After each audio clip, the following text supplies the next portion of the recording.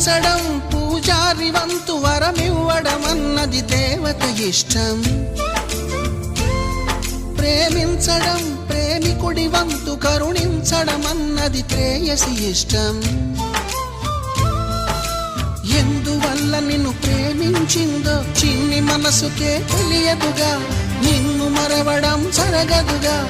ఎందువల్ల నువ్వు కాదన్నావో ఎదురు ప్రశ్నలే వేయనుగా, ఎదురు చూపులే ఆపనుగా.